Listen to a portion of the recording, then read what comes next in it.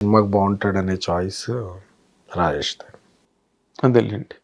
మీరు ఇంత అంటే మీరు మారుతి గారు మీరందరూ ఒక టీం కదా, ఒక టీమ్గా ఇవాల్వ్ అయ్యారు మీరు ఇండస్ట్రీలో. వాళ్ళు డైరెక్టర్లు అయ్యారు, మీరు ప్రొడ్యూసర్ అయ్యారు, ఇవన్నీ కూడా కదా. అందులో మారుతి గారు తాలూకా కాంట్రిబ్యూషన్ కూడా ఇందులో ఉందా? మారుతి గారు అప్పటికే ఒక పెద్ద సినిమా చేస్తున్నారు, దాంట్లో బిజీ ఉన్నారు. సో రాజేసాబ్. అందుకే ఆయన ఎక్కువగా అంటే రవి మాకు పరిచయం చేసింది మారుతి గారు. చేసి తను సెన్సిబుల్ సినిమా చేయగలడు, ఎంటర్టైన్మెంటే కాదు తను బాగా హ్యాండిల్ చేస్తాడనే ఈ వర్డ్ ఇచ్చారు. సో బట్ కథ పరంగా అది పరంగా ఇంకా ఆయనకి టైం లేకపోయింది, ఎందుకంటే ఆయన పెద్ద సినిమాలో బిజీగా ఉన్నారు కాబట్టి. సో దాన్ని రాజేష్ అండ్ రవి తీసుకెళ్లారు. ఫైనాన్షియల్ గా కూడా ఒక పార్ట్నర్ గా కట్టారా? అంటే తీసే సినిమాల్లో ఆయన ఎప్పుడు పార్ట్నర్ గా ఉంటుంటారు. ఓహో, ఇప్పుడు దీనిలో కూడా? Yeah, okay. అందుకే ఆయన ముందే టైటిల్స్ ముందే వేసారు. అదేలేండి. అంటే అది ఆయన సినిమా రిస్క్ అయింది కదా రాజాసాబ్, దాని ఇంపాక్ట్ దీని మీద ఏం పడుతుందని ఏమనుకోలేదా మీరు?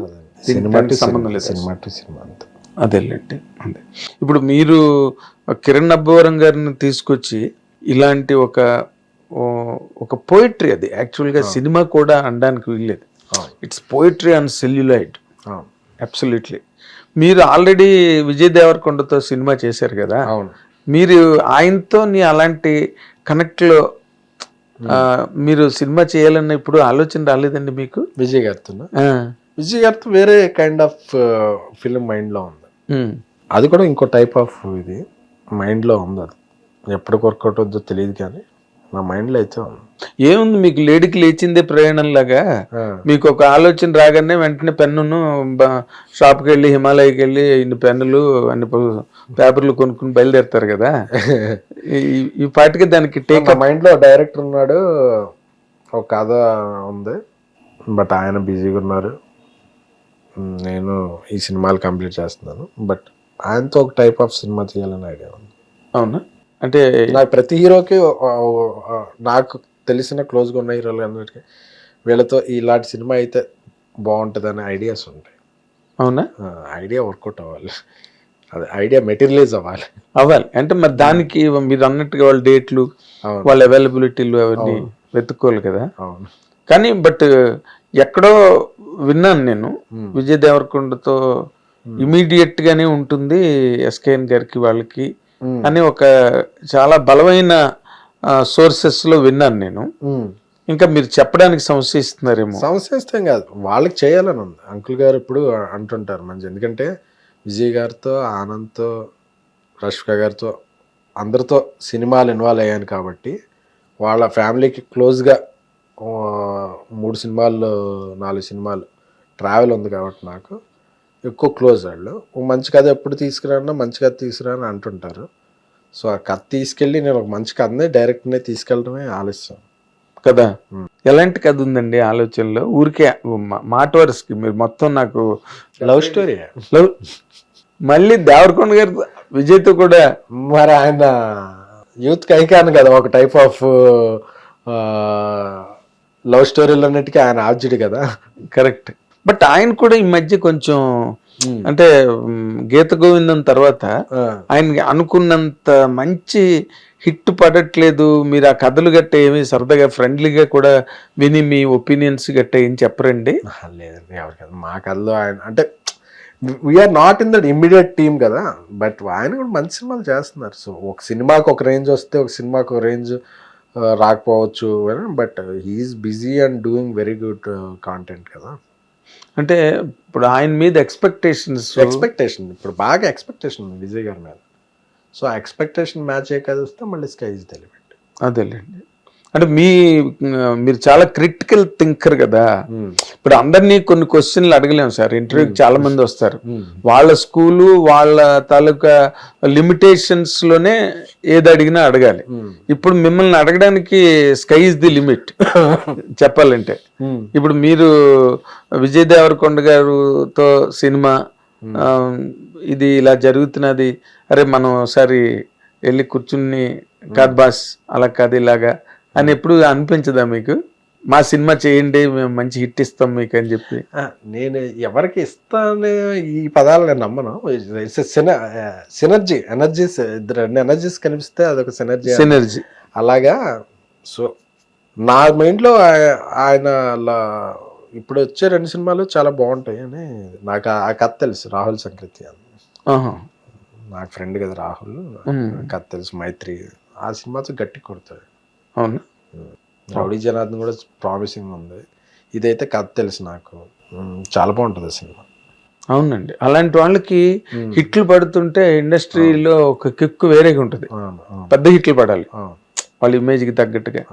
వాళ్ళ బడ్జెట్లు కూడా అలాగే ఉంటాయి కదా, పెద్ద బడ్జెట్ల మీద వెళ్తుంటారు. మరి ఆనంద్ దేవరకొండతో బేబీ లాంటి తెచ్చి మళ్ళీ ఎప్పుడు ఆయన్ని రిపీట్ చేయబోతున్నారు? ఆయన 2-3 సినిమాలతో బిజీ ఉన్నాడు, మనం 2-3 సినిమాలతో బిజీ ఉన్నాం. ఓకే. సో ఆయన కూడా 2-3 సినిమాలు రిలీజ్ ఉన్నాయి కదా, సో మేకింగ్ లో. అదే బిజినెస్ ఫార్ములాని మీరు ఎంటర్టైన్ చేయరు కదా? అలానే లేదు. ఇది బేబీ, ఇది చెన్నైలో స్టోరీ ఆనంద్ వైష్ణవ్తోనే చేయాలి కదా, కానీ సెట్ అవ్వలేదు. టైం లైన్స్ వల్ల సెట్ అవ్వలేదు. అంతేనా? అందుకని చెప్పి టైం లైన్ సెట్ అప్పుడు ఏంటండి, మన కథ రాయటంలో లేట్ అయింది. అంటే కథ ఫుల్ ఫ్లెడ్జెడ్ కథ రాయటంతో లేట్ అయింది. సో అప్పుడు ఆనంద్ వైష్ణవ్ ఇంకో సినిమా చేయబోతున్నారు. సో మనం ఎట్ ఏ టైంలో అప్పటికే మనకి లేట్ అయింది, వెంటనే స్టార్ట్ చేయాలి. సో అందుకని ఎమికబుల్గానే మనం మళ్ళీ చేయాలి ఒకటి మంచిది. బట్ ఏదైనా కిరణ్ అబ్బవరం కెరీర్లో మంచి హిట్లు ఉన్నాయి అతనికి. బట్ ఇదొక చాలా ఒక ఎపిక్ లాంటి హిట్ అండి ఇది. ఊరికే జస్ట్ కమర్షియల్ సక్సెస్. బేబీ అంతే అనుకోండి, అది వేరే విషయం. ఇప్పుడు ఈ సినిమా కూడా మరి మీ బాస్తో సినిమా ఎప్పుడు అనుకోవట్లేదండి? ఇప్పుడు ఇంతమంది ప్రొడ్యూసర్లు, మీరు కథను మంచి కథను తీసుకెళ్ళగలరు చిరంజీవి గారి దగ్గరికి.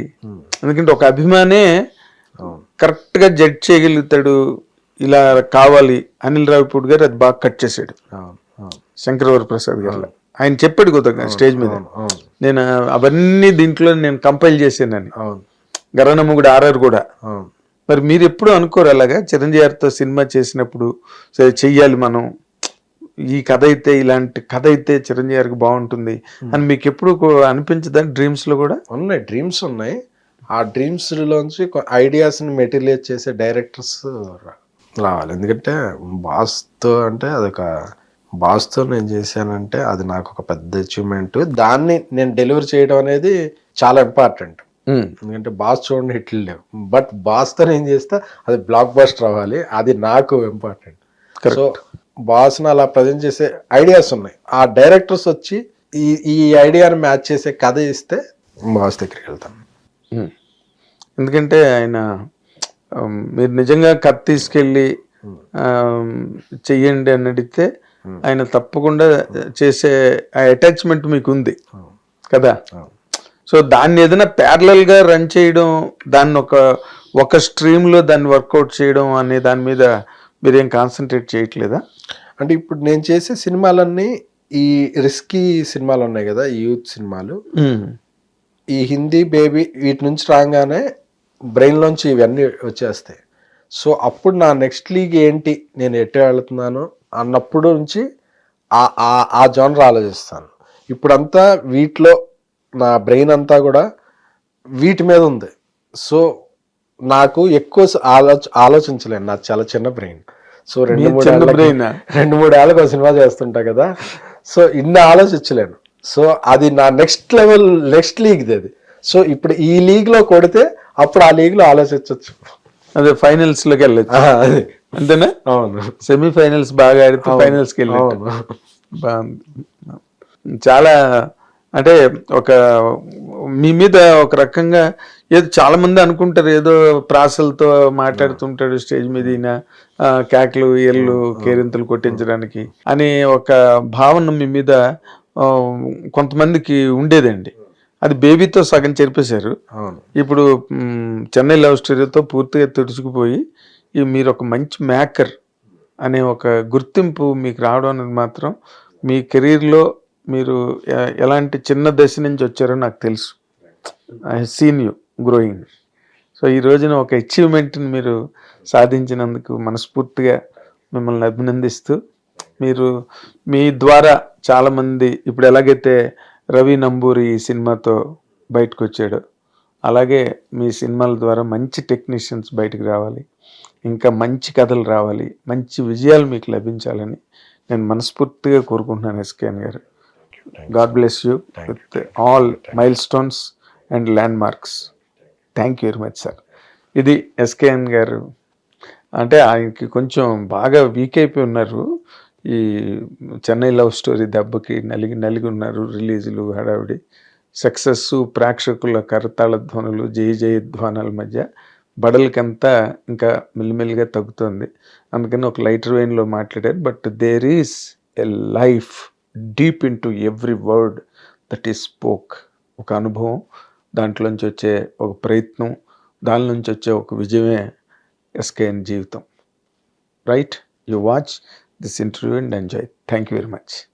హిట్ టీవీ యాప్, ఇందులో short news, live news, entertainment shows, movies, digital magazines తో పాటు మీ జిల్లా వార్తలను కూడా ఫ్రీగా చూడొచ్చు. ఇంకెందుకు ఆలస్యం, వెంటనే హిట్ టీవీ యాప్ ని డౌన్లోడ్ చేసుకుని ఫ్రీగా ఎంటర్టైన్మెంట్ పొందండి. Hit TV app. Hit TV app. Please download hit TV app. Hit TV యాప్ని ఫ్రీగా డౌన్లోడ్ చేసుకొని ఎంజాయ్ చేయండి. మీకు నచ్చిన ఎంటర్టైన్మెంట్ కోసం హిట్ టీవీ యాప్ ని ఫ్రీగా డౌన్లోడ్ చేసుకుని ఎంజాయ్ చేయండి. హిట్ టీవీ యాప్ ని డౌన్లోడ్ చేసుకుని ఆస్వాదించండి, ఆశీర్వదించండి. ఇంతమంది సెలబ్రిటీలు హిట్ టీవీ యాప్ ని డౌన్లోడ్ చేసుకోండి అని చెప్తున్నారంటే ఎంత మంచి యాప్ ఆలోచించండి. అమెరికా అమెరికా అమెరికా అమెరికాలో చదవాలనుకునే వాళ్ళకి విశ్వసనీయమైన పేరు మన శౌర్య కన్సల్టెన్సీ. UK లో 1 year masters. UK లో 1 year masters. 2 years work permit up to 5 years visa. Contact Saurya Consultancy. Contact 89851 89851.